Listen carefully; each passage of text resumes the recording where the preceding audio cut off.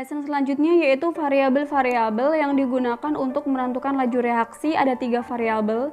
Yang pertama variabel bebas. Variabel bebas itu nama lainnya adalah variabel manipulasi, yaitu variabel yang sengaja diubah. Variabel yang sengaja diubah-ubah untuk memperoleh hubungan satu besaran dengan besaran yang lain. Misalkan kalau kita melakukan praktikum laju reaksi yang diubah-ubah itu biasanya konsentrasi, berarti contohnya adalah konsentrasi, boleh juga suhu, boleh juga luas permukaan.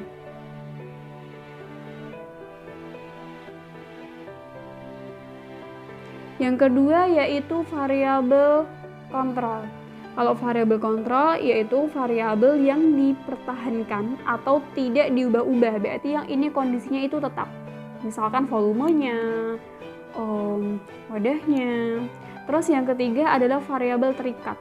Variabel terikat nama lainnya adalah variabel respon, yang merupakan variabel yang berubah karena adanya perubahan variabel bebas.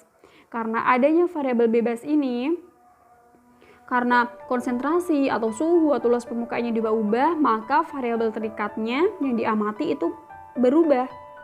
Misalkan laju reaksi. Laju reaksi ini pasti akan berubah kalau suhunya dirubah, kalau konsentrasinya diubah, kalau luas permukaannya diubah.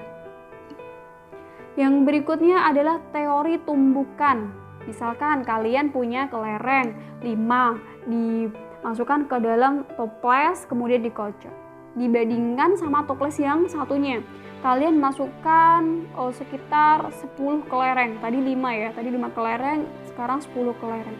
Kira-kira peluang terjadinya tumbukan antar kelereng itu lebih banyak yang mana? Yang berisi 5 atau 10? Ini mindsetnya wadahnya itu sama ya, ukurannya sama. Tentu akan lebih besar peluang bertumbukannya itu yang kelerengnya 10. Ya, jumlah kelereng bisa kita analogikan sebagai jumlah partikel dalam suatu larutan. Yang kita amati adalah laju reaksinya. Itu ada kaitannya dengan teori tumbukan.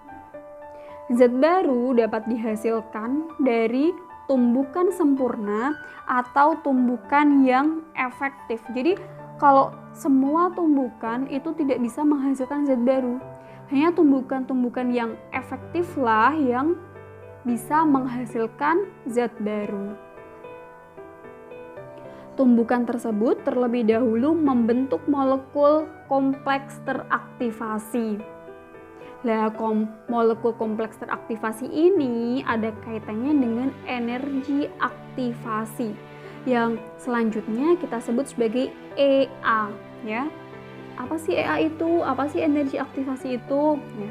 Energi aktivasi adalah energi terendah yang diperlukan untuk membentuk molekul kompleks teraktivasi sehingga reaksi dapat berlangsung. Kalau saya analogikan di kelas itu, kalau kalian tuh KKM ya, nilai minimum supaya bisa lulus dalam suatu materi atau mata pelajaran tertentu. Berarti kan ada nilai minimumnya. Kalau misalkan reaksi itu dapat berlangsung atau dapat menghasilkan zat baru, itu harus melampaui EA. EA adalah energi aktivasi. Jadi bisa disebutkan begini. Semakin kecil harga EA atau energi aktivasinya, berarti semakin cepat reaksi dapat berlangsung. Berikut grafiknya.